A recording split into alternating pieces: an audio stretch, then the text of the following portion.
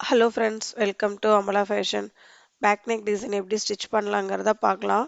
First back பார்ட்டில் என்னென்ன measurements எடுத்திருக்கேன், இது என்ன சைஸ் ப்ளவுஸுன்றதை நான் சொல்லிடுறேன். ப்ளவுஸ் சைஸ் வந்து 35, ஓகேங்களா. பேக் லென்த்து வந்து 14 இன்ச்சஸ் எடுத்திருக்கேன். வித் வைஸில் வந்து 11 இன்ச்சில் ஃபோல்ட் பண்ணி போட்டிருக்கேன், ஓகேங்களா. நெக்கும் ஷோல்டரும் வந்துட்டு 5.5 இன்ச்சஸ் நான் எடுத்திருக்கேன். ஹாம்கோலோட லென்த் வந்து 5.5 இன்ச்சஸ் நான் எடுத்திருக்கேன். ஹாம்கோல் கர்வ் லைன் வந்து 1.25 இன்ச். ஹாம்கோல் கர்வ் லைன் வந்து பேக் நெக் பேஸ் பண்ணி எடுக்கிறது, ஓகேங்களா. நெக்கு வித்து வந்து 2.5 இன்ச் எடுத்திருக்கேன். நெக்கோட லென்த் வந்து 8.5 இன்ச் எடுத்திருக்கேன். கீழே வந்து நெக்கோட லென்த்தில் வந்து 3 இன்ச்சஸ் எடுத்திருக்கேன். மேலே என்ன எடுக்கிறோமோ அதோட கீழே ஒரு 1/2 இன்ச் நெக் வித்து மட்டும் இன்க்ரீஸ் பண்ணிக்கோங்க, அவ்வளோதான்.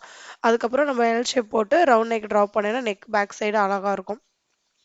இப்போ அடுத்து வந்துட்டு மெயின் ஃபேப்ரிக்கோ லைனிங்கை நம்ம ஸ்டிச் பண்ணிக்கலாம். மெயின் ஃபேப்ரிக்கோட ராங் சைடில் லைனிங் அந்த மாதிரி ப்ளேஸ் பண்ணிக்கோங்க.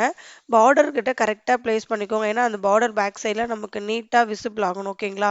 ஸோ அங்கே அப் அண்ட் டவுன் வரக்கூடாது. ஸோ அதனால் கரெக்டாக அங்கே ப்ளேஸ் பண்ணிட்டு லைனிங்கை சுற்றிக்கு நம்ம ஸ்டிச்சஸ் போட்டுக்கலாம். வேஸ்ட் லைன்லேருந்து நம்ம ஸ்டிச் பண்ண ஸ்டார்ட் பண்ணலாம். வேஸ்ட் லைனில் வந்து நம்ம ஃபினிஷ் பண்ணுறதுக்கு 1/2 இன்ச்சு தான் நம்ம அலவன்ஸ் கொடுத்துருப்போம். ஸோ அந்த 1/2 இன்ச்லேயே நம்ம ஸ்டிச் பண்ணிட்டு வரலாம். லைனிங்கை வந்து நல்லா அயர்ன் பண்ணிவிட்டு நீங்கள் மார்க் பண்ணி ஸ்டிச் பண்ணுங்கள். அடுத்து வந்து இந்த ஹாம்கோல் கர்வ் லைன் ஸ்டிச் பண்ணும்போது கண்டிப்பாக இந்த மாதிரி பெல் பின் போட்டுட்டு நீங்கள் ஸ்டிச் பண்ணுங்கள். நம்ம அப்படியே ஸ்டிச் பண்ணும்போது என்ன ஆகும்னா, அந்த கர்வ் லைன் ஸ்டிச் பண்ணும்போது மெயின் ஃபேப்ரிக் மட்டும் அப்படியே இழுத்துட்டு நமக்கு சுருக்கம் வந்துடும், ஓகேங்களா. அதுக்கப்புறமா பெல் பின் ரிமூவ் பண்ணிட்டு இந்த மாதிரி லைனிங்கை ஸ்ட்ரைட் பண்ணிவிட்டு நீங்கள் ஸ்டிச் பண்ணுங்கள். இந்த சைடு ஹாம்கோல் கர்வ் லைன் ஸ்டிச் பண்ணும்போதும் பெல் பின் போட்டுட்டு ஸ்டிச் பண்ணுங்கள். நீங்கள் இதை ட்ரை பண்ணி பாருங்கள். உங்களுக்கு கண்டிப்பாக அந்த சுருக்கம் எதுவும் வராமல் நீட்டாக இருக்கும், ஓகேங்களா. அதேமாரி நீங்கள் மெயின் லைனிங் ப்ளவுஸ் ஸ்டிச் பண்ணுறீங்கன்னா ஃபஸ்ட்டே நெக்லைன் கட் பண்ணிடாதீங்க. இந்தமாரி ஸ்டிச் பண்ணதுக்கப்புறமா அதை வந்து ஃபோல்ட் பண்ணிவிட்டு நீங்கள் நெக்லைன் கட் பண்ணிக்கோங்க, ஓகேங்களா. அப்பயுமே நெக் உங்களுக்கு ஷோல்ட்ரு ஃபாலோ ஆகாமல் இருக்கும், ஓகேங்களா.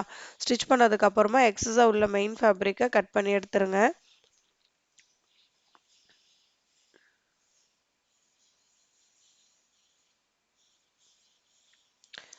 சிசர் வாங்கும்போது நமக்கு அந்த சிசரோட எண்டில் 1.5 இன்ச் வரைக்கும் வெட்டுற மாதிரி எடுத்துக்கோங்க. இந்த சிசர் வந்து நல்லா தான் நான் 1.5 நல்லா வெட்டுற மாதிரி தான் வாங்கியிருந்தேன். கீழே ஒன்ஸ் விழுந்தது, அதுக்கப்புறம் ஒழுங்காக வெட்ட மாட்டேங்குது. ஆக்சுவலாக ஒரு புது சிசர் தான், ஆனால் கீழே விழுந்துட்டா அது வெட்டாது. ஸோ அதனால் சிசர் ஹேண்ட்லிங் ரொம்ப முக்கியம். அதையும் கொஞ்சம் பார்த்துக்கோங்க, ஓகேங்களா. அடுத்து வந்து வேஸ்ட் லைன் ஃபினிஷ் பண்ணுறதுக்கு 2 இன்ச்சில் வித் வைஸ் 2 இன்ச் வித் வைஸில் ஸ்ட்ரைட் ஃபேப்ரிக் எடுத்திருக்கேன், ஓகேங்களா. கீழே வேஸ்ட் லைனில் 1/2 இன்ச்சாக நம்ம ஸ்டிச் பண்ணோம் இல்லையா, அப்போ அந்த 1/2 இன்ச்லேயே இந்த லைனிங்கை வச்சு மேலே வச்சு ஸ்டிச் பண்ணிட்டு வாங்க. வேஸ்ட் லைன் நீங்கள் இந்த மாதிரி ஃபினிஷ் பண்ணிங்கன்னா கொஞ்சம் திக்காக இருக்கும். நமக்கு வந்து பேக் பார்ட்டில் வந்து துணி தூக்காமலே இருக்கும், ஓகேங்களா. ஸோ அதோட லைனிங்கை மட்டும் டர்ன் பண்ணி லைனிங் மேலே ஸ்டிச் பண்ணிட்டு வாங்க. இதை மறுபடியும் வந்துட்டு ஒரு ஃபோல்ட் பண்ணி இன்னொரு ஃபோல்ட் பண்ணிங்கன்னா அந்த லைனிங் ஓவராலாக ராங் சைட் டேர்ன் ஆகிடும். இப்போ இது மேலே நீங்கள் ஸ்டிச் பண்ணாதீங்க. இந்த ஜரி லைனில் இருந்தால் ஸ்டிச் பண்ணாதீங்கன்னா நம்ம மிஷினில் ஸ்டிச் பண்ணிட்டு வரும்போது அந்த ஜரி லைன் வந்து இழுத்து சுருக்கம் வந்துடுது. இன்னொன்று அது மேலே ஸ்டிச்சஸ் பட்டாலுமே சுருங்கிடுது, ஓகேங்களா. ஸோ ஹெம்மிங் பண்ணி கொடுத்தீங்கன்னா உங்களுக்கு நீட்டாக இருக்கும், ஓகேங்களா. நான் இந்த ப்ளவுஸில் ஹெம்மிங் தான் பண்ணியிருக்கேன். ஹெம்மிங் பண்ணதுக்கப்புறமா ரைட் சைடு பாருங்கள், நமக்கு வந்து எந்த ஒரு சுருக்கமும் இல்லாமல் நீட்டாக இருக்கும், ஓகேங்களா. ஸோ ஒரு ஒரு 2 நிமிஷம் மெனக்கட்டோம்னா நம்ம இந்த வேலையை பார்த்துடலாம். அடுத்து வந்து டிசைன் பண்ணுறதுக்கு கேன்வாஸ் வந்து நம்ம கட் பண்ணிக்கலாம். நெக்கு வித்து 2.5 இன்ச்சஸ் மார்க் பண்ணிக்கிட்டு நெக்கோட லென்த்து 8.5 இன்ச்சஸ் மார்க் பண்ணிக்கோங்க. கீழே 3 இன்ச்சஸ் நம்ம லைனிங்கில் என்ன மார்க் பண்ணமோ அதையே மார்க் பண்ணி கட் பண்ணிக்கோங்க. இந்த மாதிரி எல் ஷேப்பில் லைன் போட்டுட்டு ஃப்ரெஞ்ச் கர்வ் ஸ்கேல் யூஸ் பண்ணி ரவுண்ட் நெக் ட்ரா பண்ணிக்கோங்க. அடுத்து வந்து நான் ஃப்ரீ ஹேண்டில் தான் இந்த நெக்கு நான் ட்ரா பண்ணுறேன். கீழே 1.5 இன்ச்சில் ஸ்டார்ட் பண்ணி அந்த கர்வ் லைன் எடுத்துகிட்டு வந்துட்டு அங்கேருந்து ஸ்கேல் வச்சு நான் வந்து ஃபினிஷ் பண்ணிக்க போகிறேன். ஷோல்டர் கிட்ட 3/4 இன்ச் வர மாதிரி பார்த்துக்கோங்க, ஓகேங்களா. ஷோல்டர் கிட்ட 3/4 இன்ச் இருக்கும், கீழே 1.5 இன்ச் இருக்கும். அந்த 1.5 இன்ச்சில் இருந்து தான் கம்மி பண்ணி 3/4 இன்ச்சுக்கு வரும். ஸோ அந்த நம்ம ஃப்ரீ ஹேண்டில் இந்த கர்வ் போட்டுட்டு நம்ம இதை வந்து கட் பண்ணி எடுத்துக்கலாம்.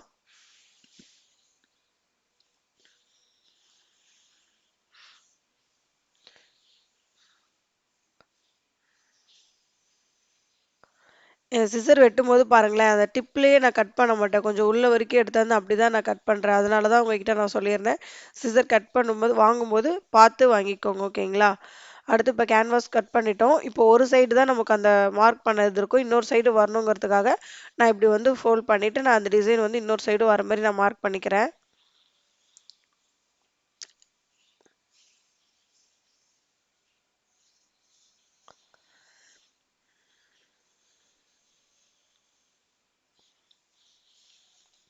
மார்க் பண்ணதுக்கு அப்புறமா நம்ம saree வந்து அந்த கேன்வாஸ் எவ்வளோ வித்துல இருக்கோ அந்த வித்துல வந்து சாரியை கட் பண்ணி எடுத்துக்கோங்க.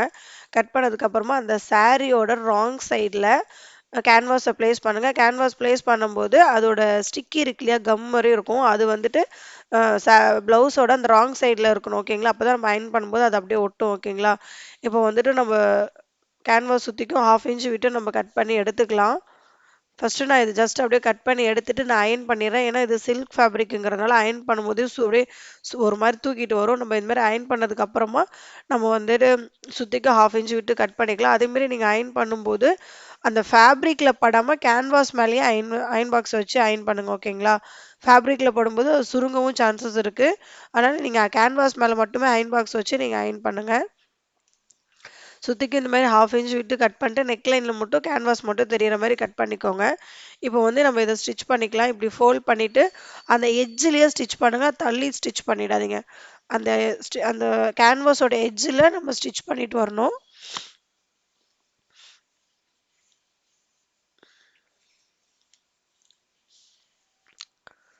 உங்களால் இங்கே டேர்ன் பண்ண முடியும். லைட்டாக நாச்சஸ் போட்டுக்கோங்க.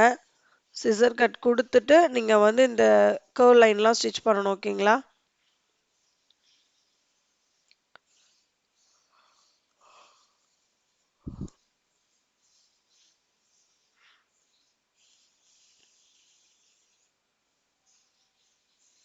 இப்படி இப்படி ஃபோல்ட் பண்ணி வச்சுட்டு கரெக்டாக அந்த ஷார்ப் வரைக்கும் எடுத்தாந்து நீடில் விட்டு டேர்ன் பண்ணி அப்படி தான் நம்ம ஸ்டிச் பண்ணோம். ஓகேங்களா?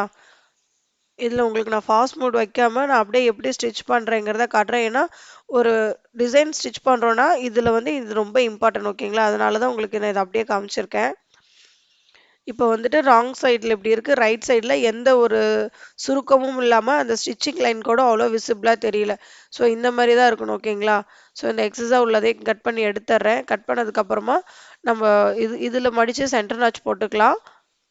கேன்வாஸ்லேயும் சென்டர் நாச் போட்டுட்டு பேக் பார்ட்லேயும் சென்டர் நாச் போட்டுக்கலாம். இப்படி ஃபோல்ட் பண்ணி போட்டுட்டு ஹாம்கோல் கிட்டலாம் அந்த லைன் கரெக்டாக இருக்கா, நெக் லைன்லாம் கரெக்டாக இருக்கான்றதை பார்த்துட்டு அப்புறமா வந்து நம்ம பேக் பார்ட்டில் வந்து சென்டர் நாச் போட்டுக்கலாம். சென்டர் நாச் போட்டுட்டு பேக் பார்ட்டில் அந்த பேக் லைன் அந்த சென்டர் பார்ட் மட்டும் இந்த மாதிரி மார்க் பண்ணிக்கோங்க. கேன்வாஸ் வந்து அந்த நாச் போட்டதும் இதுவும் கரெக்டாக இருக்கணும். ப்ளவுஸோட ராங் சைடு, கேன்வாஸோட ரைட் சைடு. ஓகேங்களா? அந்த நாச்சஸ் போட்ட இடத்துல கரெக்டாக ப்ளேஸ் பண்ணிவிட்டு கரெக்டாக அந்த சென்டர் லைன்லேயே ஸ்டிச் பண்ணிட்டு வாங்க. முடியும் போது இதுவும் கரெக்டாக இருக்கணும் சென்டர் லைன். ஓகேங்களா? அது மாதிரி கரெக்டாக ஸ்டிச் பண்ணிட்டு நம்ம இந்த curve line first half curve line stitch பண்ணிக்கலாம்.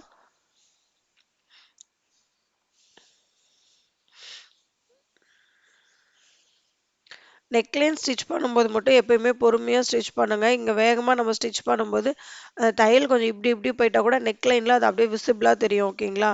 ஸோ நெக்லைன் ஸ்டிச் பண்ணும்போது எப்பயுமே பொறுமையாக ஸ்டிச் பண்ணுங்க. ஃபர்ஸ்ட்டு ஹாஃப் நெக் ஸ்டிச் பண்ணிட்டேன். அப்புறம் அடுத்து இன்னொரு ஹாஃப் நெக் ஸ்டிச் பண்ணிட்டு வந்துடலாம்.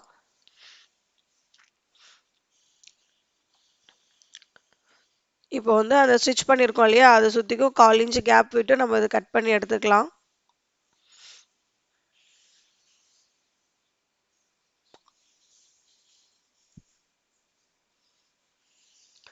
சிசர் கட் கொடுத்துக்கோங்க. கிராஸாக நாச்சஸ் போட்டுக்கோங்க. அப்படி இல்லைன்னா இந்த மாதிரி கொடுத்துக்கோங்க. ஓகேங்களா? அந்த ரவுண்ட் இருக்கு இல்லையா, கர்வ் லைன் அந்த இடத்துலலாம் கண்டிப்பாக கொடுக்கணும். அப்போ தான் நமக்கு வந்து அந்த ரவுண்ட் நெக் அழகாக வரும்.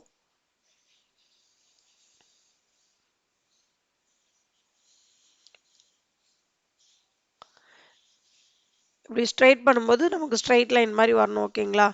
இப்போ நம்ம அந்த பிங்க் கலர் ஃபேப்ரிக் மட்டும் டேர்ன் பண்ணணும். இப்போ நம்ம இது ரெண்டுத்தையும் ஜாயின் பண்ணியிருப்போம் இல்லையா 1/4 இன்ச்சில், அந்த 1/4 இன்ச் வந்து நம்மளோட ப்ளூ கலர் ப்ளவுஸ் சைடு வரணும். ஓகேங்களா?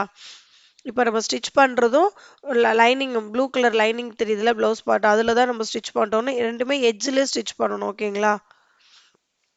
ரொம்ப தள்ளி ஸ்டிச் பண்ணாமல் அந்த எட்ஜ்லேயே ஸ்டிச் பண்ணிட்டு வாங்க. இப்போ வந்து அந்த கேன்வாஸை வந்து டோட்டலாக வந்து ரைட் சைடு டேர்ன் பண்ணி நம்ம அயன் பண்ணி எடுத்துக்கலாம்.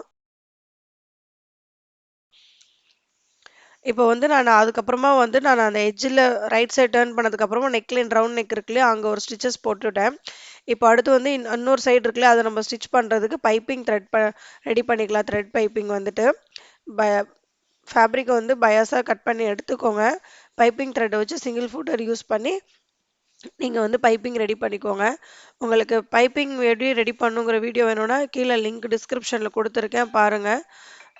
3 டிஃப்ரெண்ட்ஸ் டைப் ஆஃப் பைப்பிங் எப்படி ஸ்டிச் பண்ணலாங்கிறத நான் உங்களுக்கு போட்டிருப்பேன். அதை பார்த்து நீங்கள் தெரிஞ்சுக்கோங்க. இப்போ பைப்பிங் வந்து எந்த அளவுக்கு நெக்கில் எனக்கு தேவையோ அந்த அளவுக்கு நான் ரெடி பண்ணிக்கிறேன்.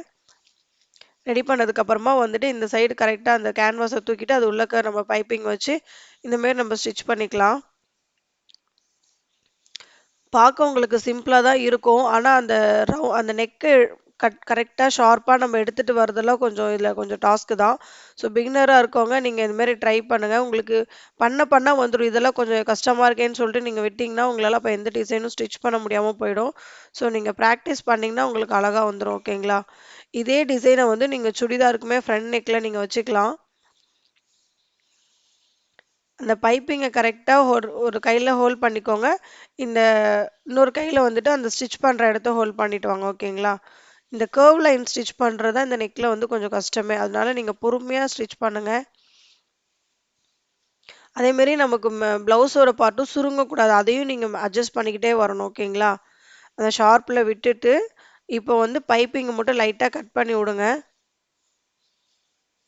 கட் பண்ணிட்டு இப்போ நம்ம அதை டேர்ன் பண்ணணும். ஓகேங்களா? அந்த எட்ஜ் வரைக்கும் ஸ்டிச் பண்ணிட்டு வந்துட்டு பொறுமையாக ஸ்டிச் பண்ணுங்க. நான் ஒவ்வொன்றா குத்தி நான் எடுத்திருப்பேன். இப்படி பொறுமையாக இப்படி ஸ்டிச் பண்ணிட்டு அதுக்கப்புறமா பைப்பிங்கை மட்டும் டேர்ன் பண்ணுங்க. அது உள்ளக்க போகணும். ஓகேங்களா? ஃபஸ்ட்டு ப்ளேஸ் பண்ணிவிட்டு நம்ம அதுக்கப்புறமா ஸ்டிச் பண்ணலாம். இந்த நெக்லைனில் இந்த இடத்த நீங்கள் பார்த்துக்கிட்டிங்கன்னா உங்களுக்கு எப்படி ஸ்டிச் பண்ணுறோங்கிற ஐடியா கிடைக்கும். அதுக்காக தான் நான் இப்பயுமே ஸ்கிப் பண்ணாமல் உங்களுக்கு நான் அப்படியே போடுறேன்.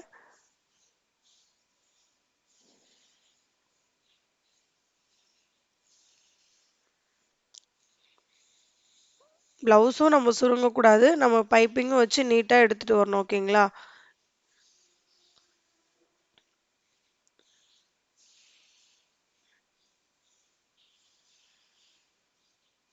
அந்த கர்வ் லைன் முடிஞ்சுட்டா அதுக்கப்புறம் நம்ம ஸ்ட்ரைட்டாக நம்ம எடுத்துகிட்டு வந்துடலாம். அது ஈஸி தான் நமக்கு. ஓகேங்களா? இப்போ அவ்வளோதான். பைப்பிங் வச்சு ஸ்டிச் பண்ணதுக்கப்புறமா நீங்கள் வந்து பேக் சைடில் டாட் வச்சு நீங்கள் ஃபினிஷ் பண்ணிக்கோங்க. பேக் நெக் டிசைன் முடிஞ்சது. இந்த ப்ளூ கலரில் மட்டும் ஒரு பட்டன் ரெடி பண்ணி நான் சென்டரில் வச்சுருந்தேன். அந்த வீடியோ வந்து நான் எடுக்க முடியல. நீங்கள் பட்டன் ஒன்று ரெடி பண்ணி வச்சுக்கோங்க. இந்த வீடியோ உங்களுக்கு பிடிச்சிருந்தா என்னோட சேனலை வந்துட்டு லைக் பண்ணிக்கோங்க. என்னோட வீடியோ தான் நீங்கள் ஃபஸ்ட் டைம் பார்க்குறீங்கன்னா என்னோட சேனலை சப்ஸ்கிரைப் பண்ணிக்கோங்க, லைக் பண்ணிக்கோங்க, பெல் பட்டனை கிளிக் பண்ணிக்கோங்க. அப்போ தான் நான் போடுற வீடியோ ரெகுலராக உங்களுக்கு வரும். தேங்க்யூ ஃபார் வாட்சிங்.